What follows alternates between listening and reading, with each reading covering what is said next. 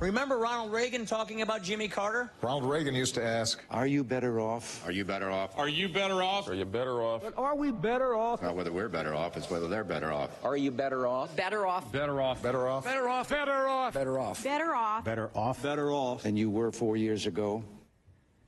We are committed to keep answering this question. Are you better off than you were 4 years ago? Because I think it's crazy they keep asking the question. Are you better off than you were 4 years ago? I don't think so. Really? I find it amazing anyone would even think about this question. The difference between where we are today and where we were 4 years ago is staggering. 4 years ago, back in 2020, things were awful and they were getting worse. Let me show you.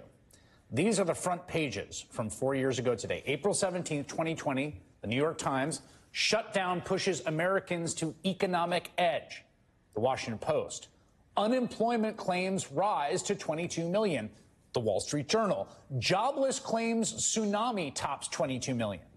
A jobless tsunami 4 years ago today, this very day. That same day, the U.S. recorded the highest number of lives lost to the virus in a 24-hour period, nearly 5,000 Americans dead. Now, listen to the reporting from that night's evening news versus what Donald Trump was saying in his 144-minute press conference that day. Tonight, the battle over reopening America as the U.S. death toll surges to over 36,000. You have fewer people that are sick, fewer people that feel they have to go to a hospital, and those numbers are dropping really precipitously. You'll be hearing a lot about reopenings in the coming weeks and months. President Trump tweeting a call to, quote, liberate several states. You singled out Virginia, Michigan.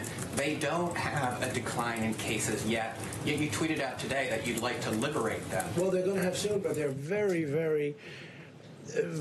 what they've done is very powerful in terms of, I think, you know, you could get the same result out of doing a little bit less. What they've done to some people is very unfair. Encouraging protesters a day after saying governors would call the shots on lifting their own restrictions. These are people expressing their views. I see where they are and I see the way they're working. They seem to be very responsible people to me. But it's, you know, they've been treated a little bit rough. They want to take their guns away. Okay? They want to take their guns away. That's the Second Amendment. The growing concerns over where your food comes from. Over 600 meatpacking workers in South Dakota now testing positive. A growing number of plants shutting down. Will it cause shortages at the store? We don't have any hotspot that's developed where all of a sudden you say, well, other than we did have a meatpacking plant or two where, incredibly, we had some, you saw the number was rather incredible. It took place in that plant. From Pennsylvania to Wisconsin to Colorado, employees working in tight quarters have complained about a lack of protection. It was a weird situation, but generally speaking, it's been very good. The numbers have been really improving greatly. The nightmare at nursing homes, severe staffing and equipment shortages, families not even told when their loved one has died. I hope we can do rallies. It's great for the country. It's great spirit. It's great for a lot of things. We've handled that situation incredibly well. I hope people understand it. I wish the media would get the word out.